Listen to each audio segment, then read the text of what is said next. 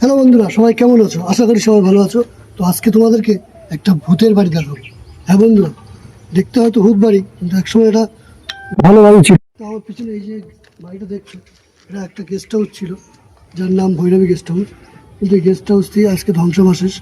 তো চলো ভিতরে, ভিতরের দৃশ্যটা দেখায়। এই যে মনিকা দেখছো, গ্রাউন্ড ছিল, এটা হচ্ছে মিটিং রুম ছিল, মিটিং করতো। পাশে ছিল কিচেন রুম, এটা কিচেন রুম ছিল, সব ধ্বংসাবশেষ ধ্বংস করেছে। এর বাইরে টয়লেট, বাথরুম। এখান থেকে আমরা চলে যাবো উপর দিকে, উপর দিকটা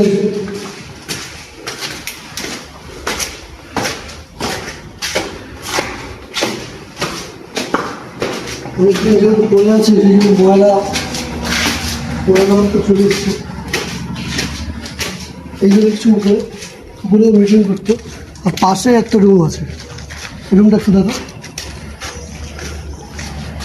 এই রুমটা তো বেশ বেশ কিছু লোকজন থাকতে পারতো, ঠিক আছে। এই রুম আছে, দেখো। এই যে গেস্ট হাউসটা, এটা যে ভীষণ ভালো আকারের একটা গেস্ট হাউস তা কিন্তু নয়। অন্যান্য জায়গায় যেমন থাকে হোটেলগুলো, এখানে কিন্তু তেমন নয়। যেহেতু এখানে একটা নদী সংযোগ মাধ্যম, এপার থেকে ওপারে বোটে করে মাল পারাপার করতো, সেই জন্য তারা রাত কাটানোর জন্য এই গেস্ট হাউসে থাকতো।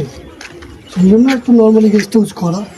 এই গেস্ট হাউসটাকে এখন আর ব্যবহার করা হয় না, যে কারণে এটি ধ্বংসাবশেষ প্রায়।